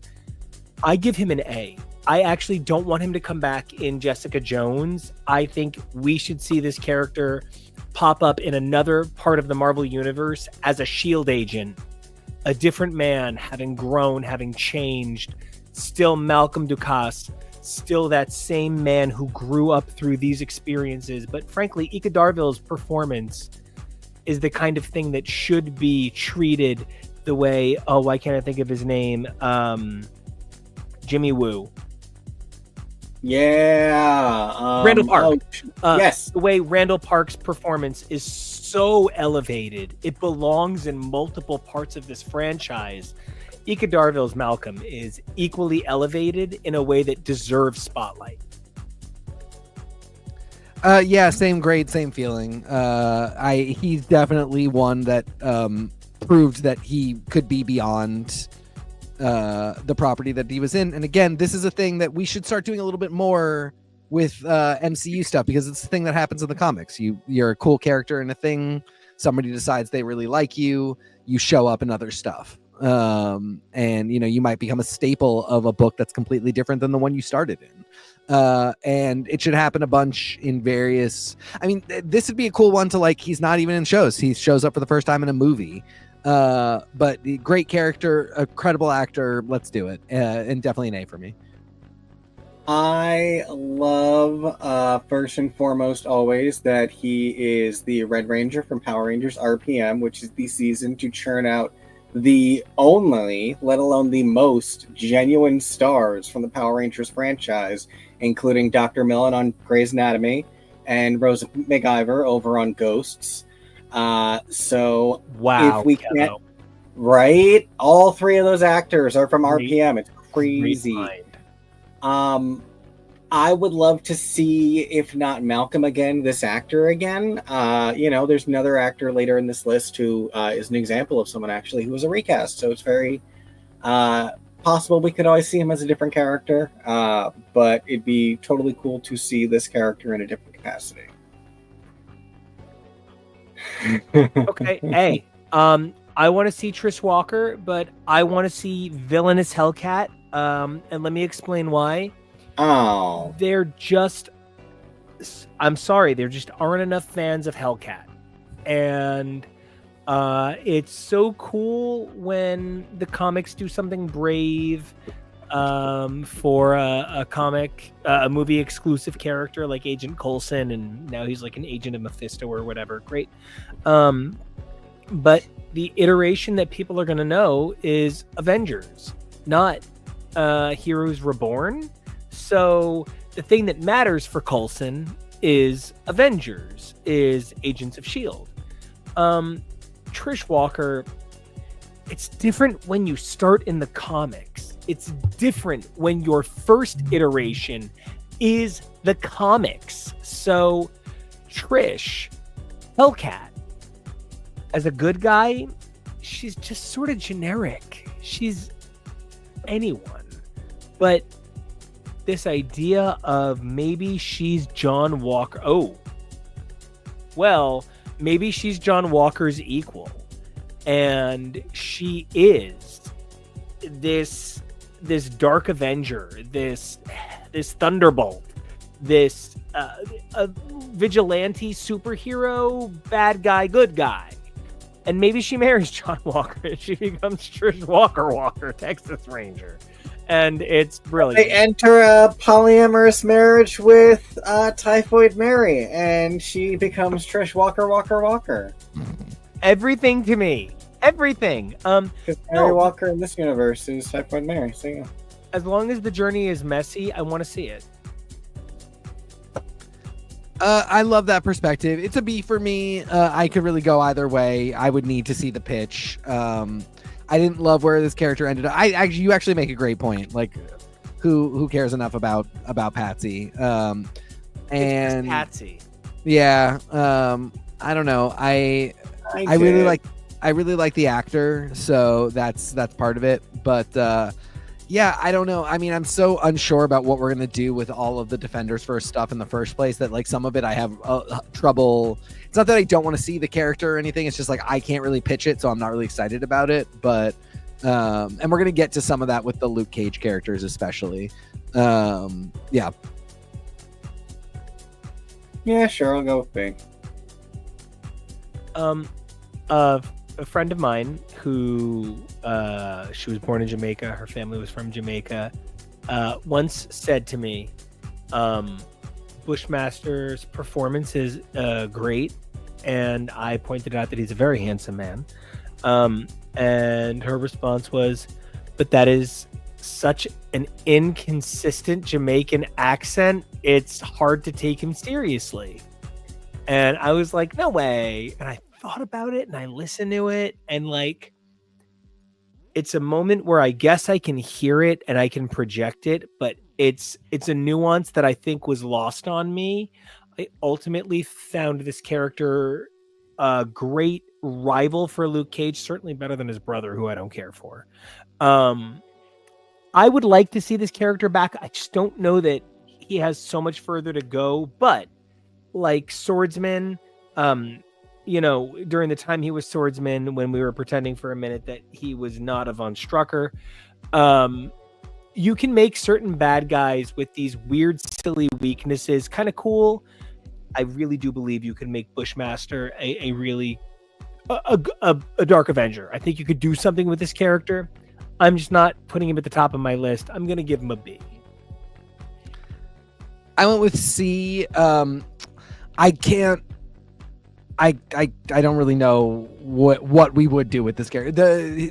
I think we're just slightly flipped insofar as like my mind can conceive of a brother story, but I actually have so much problem with the brother that we're gonna get to in a second. Such a different problem. I almost ranked him a C. One of these has to be a C. I'm giving it to Bushmaster. I just don't see where this would go. Especially not with Alfred Woodard in the mix, because that was like the other. Dead. Exactly, that's what I'm saying. So, like, without her, what are we doing here? I'm gonna be giving both Bushmaster and Diamondback C's because didn't particularly care much for the antagonists on Luke Cage. I enjoyed a lot of the Luke Cage show, and I enjoy Luke, but I didn't really feel the villains on that, so I'm probably not eager to see them return. A compelling argument could be made, and that's why they are not my lowest rank on this list for sure. I actually put Diamondback a little bit lower. I give him the C. I think, you know what? No, I'm gonna give him a D. I don't think I really needed anything from this character. I think Luke would be stronger if he was just like, oh yeah, that. Let's not bring that up again. Americana, my brother, right? My brother's Cybok. Don't worry about it.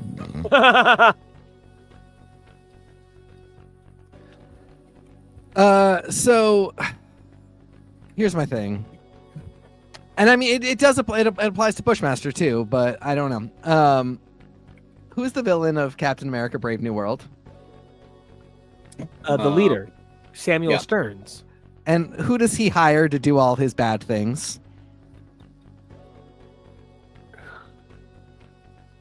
George Washington Bridge. Gus Fring. Right? Oh yeah.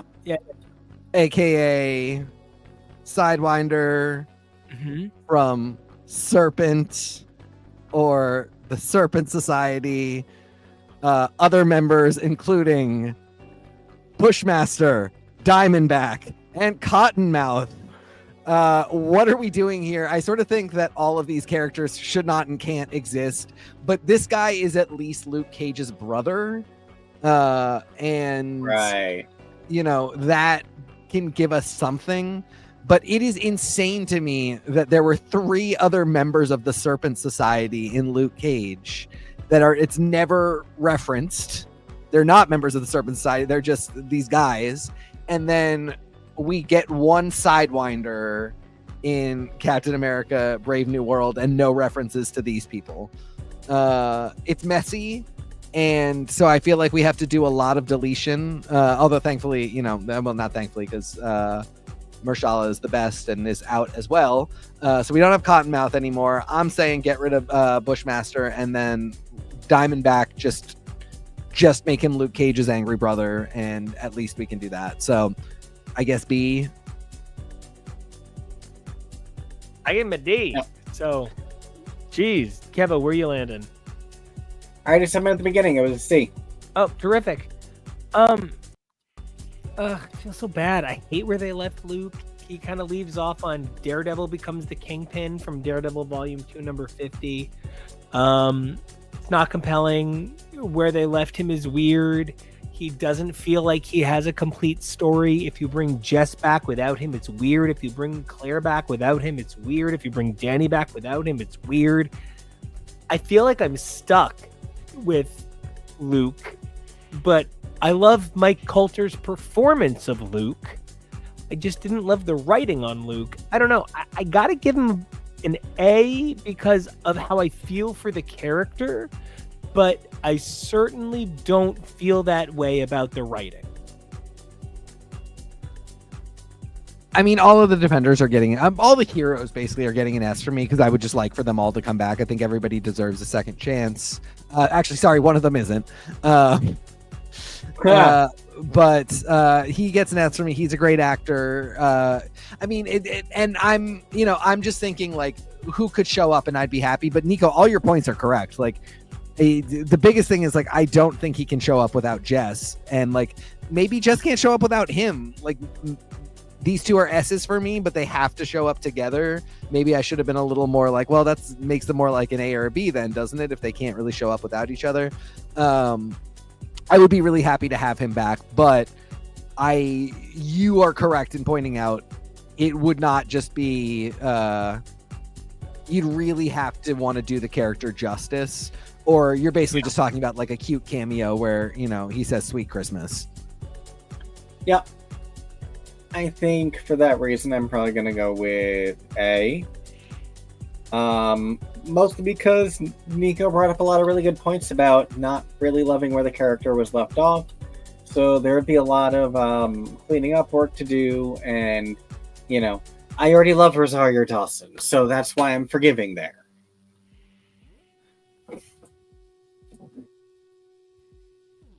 Sorry, I was being silly and centering my head on my Wolverine ears. All right, so Misty Knight. A, but it's another one where it has so little to do with the writing and so much to do with who she is. The actress is fantastic. The performance is fantastic.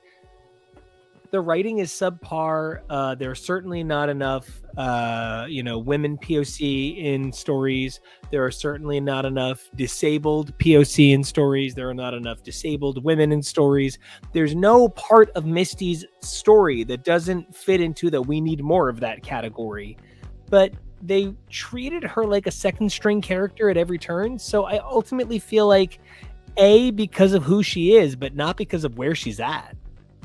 Mm-hmm. Yeah, it's still an S for me. I'm like ready for the show already. Daughters of the Dragon, whatever we want to do. Just spoiler alert, Colleen's getting it too, even though I actually don't think that actor or character is the best. All of these characters, I'm ready to have them in the MCU.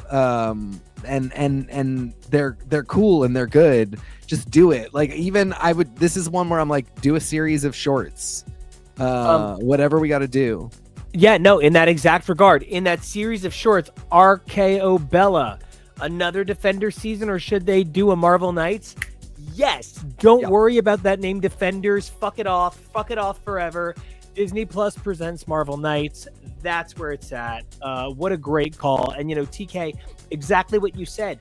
Do it as a series of shorts. Do like Marvel Knights mini-sodes. I think, 20 minutes, but I think that's amazing. I think I'm going to give Misty an S above Luke Cage's A because I was so happy with and so impressed by what they were able to do with her character that I wasn't expecting because of everything that Marvel Netflix was trying to do and be, the Hulk was the big guy and Thor was the guy with the hammer. I wasn't expecting them to go all the way on stuff like Misty's arm.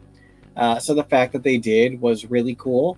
And so that is something that I think especially that I would love to see because I love what they were able to do under the constraints with Misty Knight, whereas they had the ability to do more with Luke that I think they didn't do well on. You know who I did not think they did well on? Colleen Wing. Yeah. B all the way.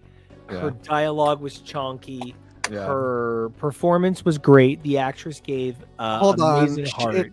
She might not even be great. I gave this person an S, and immediately I was like, even the actor. I mean, we all know the writing on the show was not good.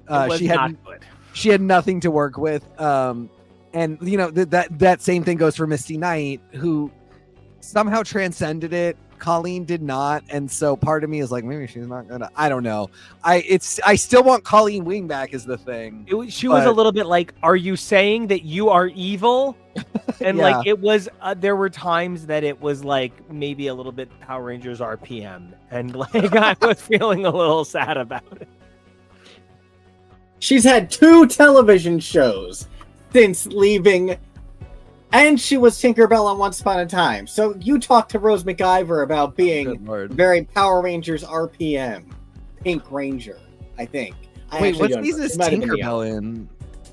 Season 3, and then appeared. I don't like, a remember couple of that times at again. all. Yeah. Wow. And you know, fine. I will even give you Once Upon a Time acting. I won't take that from you. But I don't know. And talk me down from giving it higher than a B. But I would love to see Colleen and Danny again, specifically only on where we left them in the Iron Fist show, because it was so fucking bizarre and amazing that they like split the Iron Fist, and she was Iron Fist, but also Danny was sharing it with Ward, who wasn't evil anymore and was one of the good guys. It was insane, and I would have been fascinated to see where the hell they would have gone with it from there. And so that's the only thing giving that more of a vote.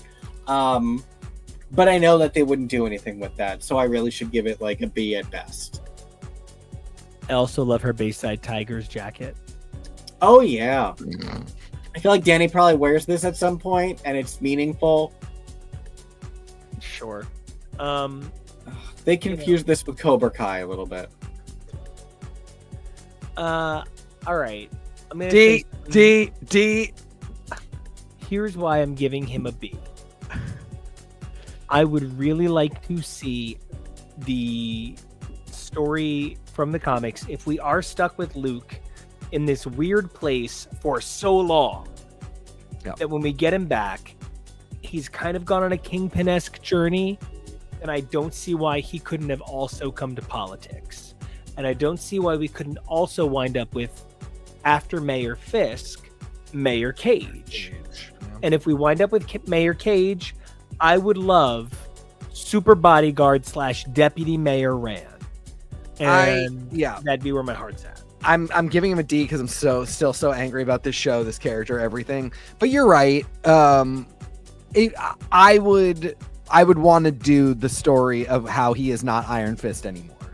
Same, yeah. And you know, I mean, talk about like putting Mephisto and Daredevil, putting Swordmaster into some kind of Danny Rand story, and you know, pulling any combination of White Fox, all the people that were involved in Lin Lie becoming Iron Fist over Danny Rand, I'd be so down, and it would be so out there. I just feel like there's no world in which the MCU doesn't try and have its cake and eat it too, and make him still be Iron Fist, and that's why it's a D for me. But your pitch in a heartbeat. I like always. Heroes for Hire featuring Danny, and like I don't. Rand is such a like hot punch last name. Like I don't know, like something about him could work, but they never do. They never do it. What's he about to do? I know he just died. Who's he about to be in the comics now? Something's happening. Thrilled. Can't wait to see it. Yeah. I don't just love your pitch. I feel like it is one of those things that could so feasibly still be pulled off as a surprise, even in this day and age, where it could be a surprise twist ending at the end of the first or second season, where Wilson Fisk sees his competitor being announced as Luke Cage, and that being an interesting place to either pick back up from the next season or just come back to a new status quo. So I think it is entirely possible, and a way that they can still surprise us, and I would love to see that. You know, I feel like Davos is another character where they stand the chance of having the opportunity to surprise us, but they obviously won't. They will just have him pivot to super evil, and they'll even do a season where he's all good and then make him evil. Sacha Dhawan is such a handsome man with such unbelievable acting range. He tried so hard, but like every single one of my friends who just could not keep up with comics and was like, man, I just want to go back to watching the TV shows. I can't do these books. Davos just needs to go back to Kunlun, have a wonderful life being Thunderer, and we need not do this shit. C at best, probably a D. I'm going to give him a C because Sacha Dhawan's a cutie, but fuck. I also gave him a C. Also, what's happening to Danny is he's becoming Ghost Fist. Okay. Yeah, we'll see what happens. We got a lot of ghosts to deal with for the rest of the year. We're like gonna Ghost Hulk later. Come up in this piece. Yeah, it was a C for me too. I don't really care. I love Sacha Dhawan, but I don't really care what happens with Davos. Yeah, I was gonna say D, but I can be convinced to upgrade it to a D. I don't think either of us is gonna put in the effort to convince you. Yeah, but you know, he is cute, and I would love to see him in more stuff.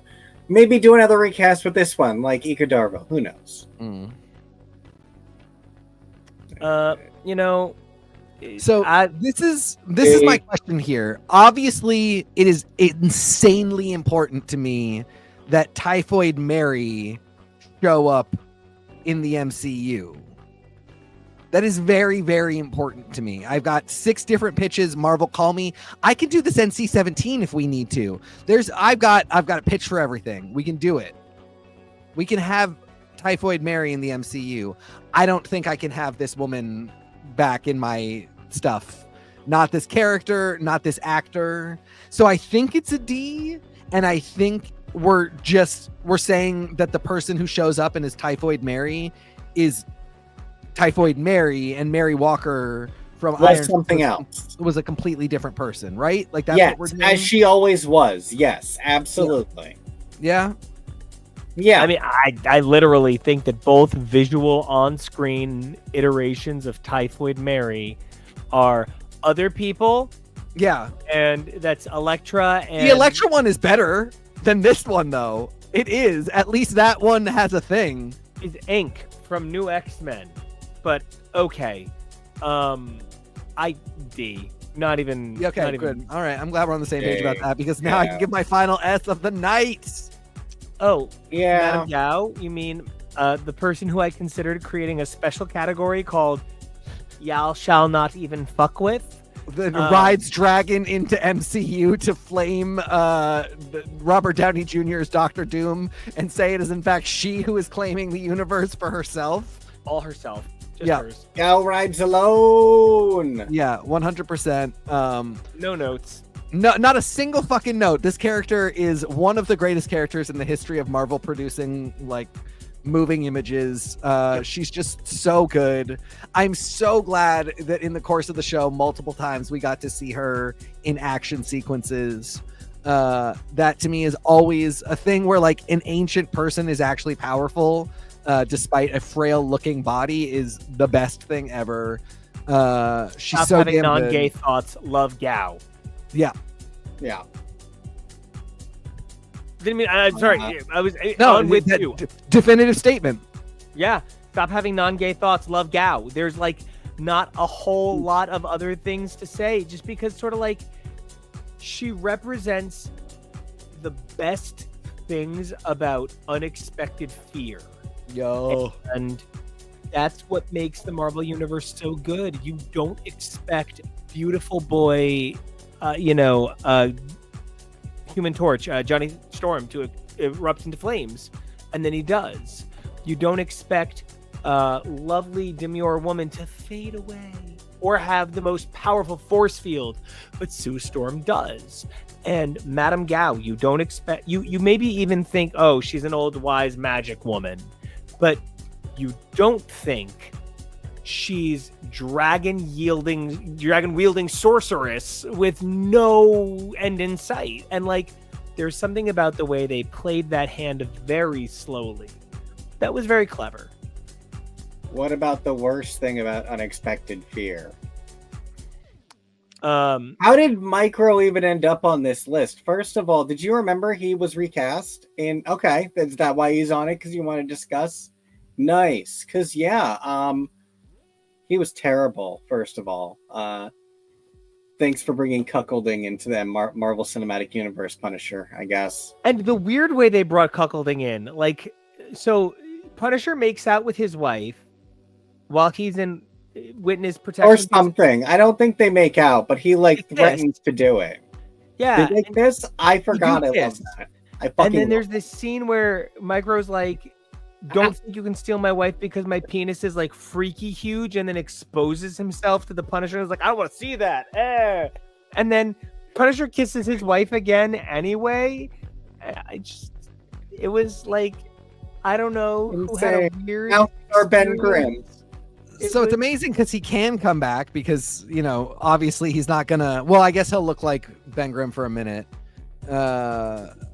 I don't know. But it's been, they're also both Jewish, so maybe this is the Defenders universe Ben Grimm.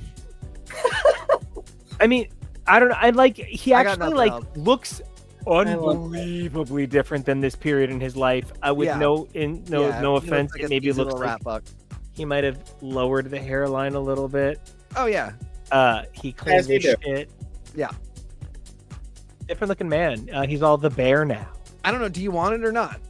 What's the grade? Yeah, actually, I do. Really? I want it because it represents something that would weigh down the Punisher with humanity. The Punisher does not have a hard run on humanity. The Punisher does not have a lot of things that tether him to the earth. Thank you. He needs a little bit of Newtonian physics. And I think Micro, this person that he has, what we can generate into a form of intimate relationship is that thing. So I give him a B.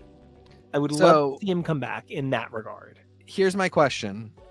If the Punisher show or the Punisher movie or whatever we get next were to just skip right ahead and do the Aaron run.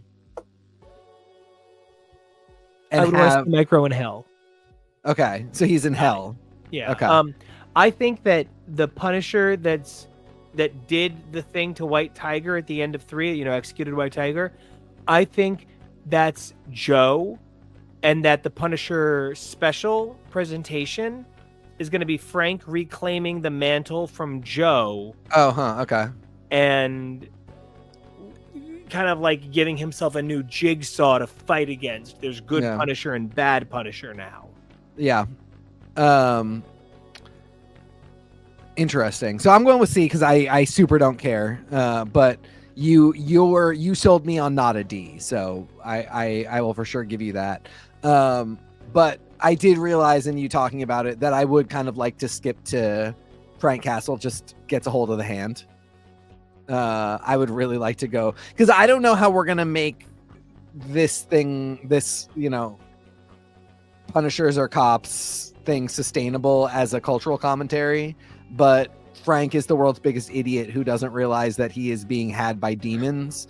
Greatest storyline of all time for the Punisher. Best eye roll in history. Truly, I want it now. I want it as sooner rather than later. So immediately my question is, how do we fit Micro in there? You have a good pitch for that. So at the very least, C, I don't want to never see him again. Let's put it that way.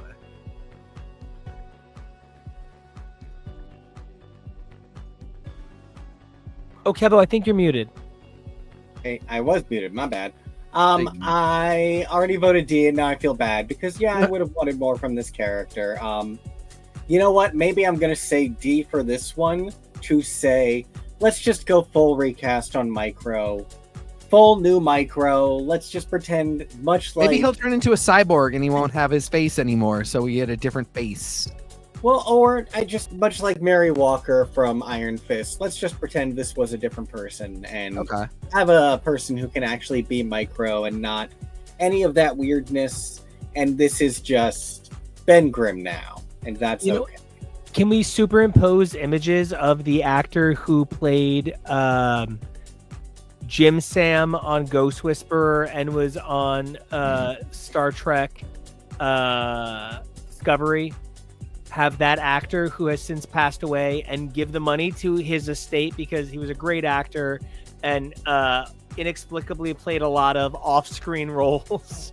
And it would just be funny because I think there's a lot of actors who played a lot of the same sort of background small roles and never really got a lot of attention. And I kind of think this guy was one of them until he really got elevated by The Bear.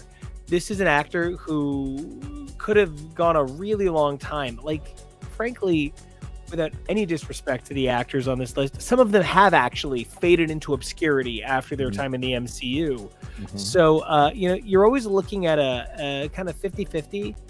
We watch a lot of YouTube videos where somebody says stuff like, I would think having a duet with Justin Bieber would instantly make your career for life.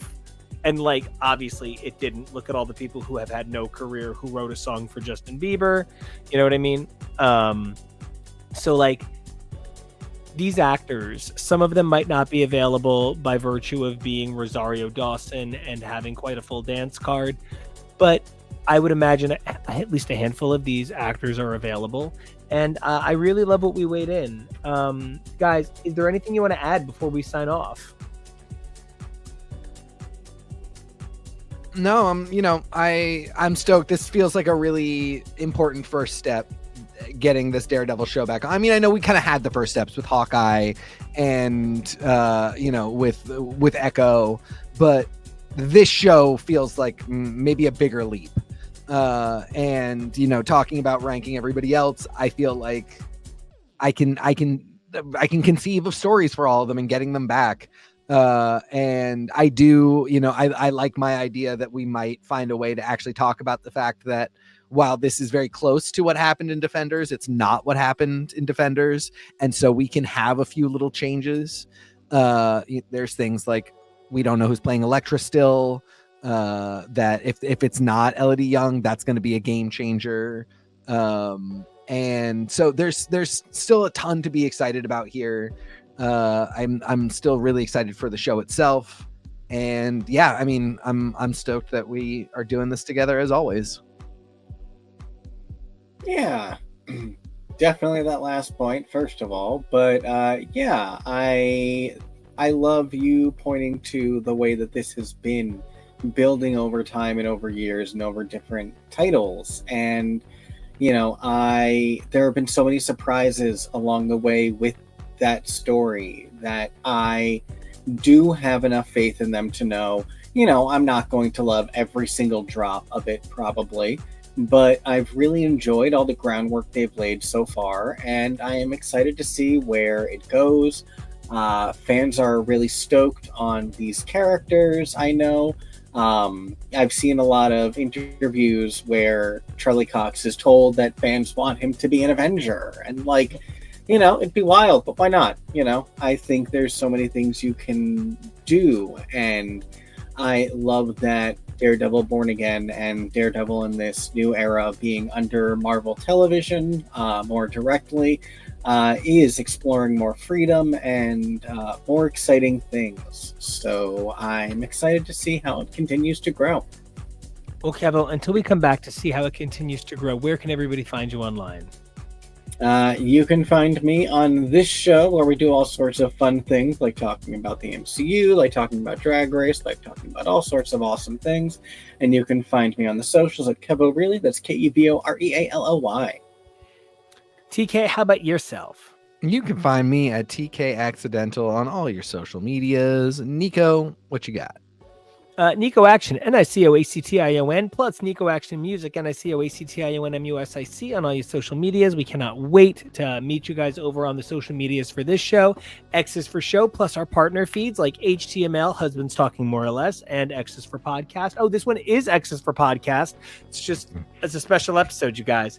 But until we come back, 3 things you guys can do for us: like, comment, and subscribe on all of those feeds. We just want to keep feeding you, so keep feeding us the like, comments, and subscribes. I was not expecting that.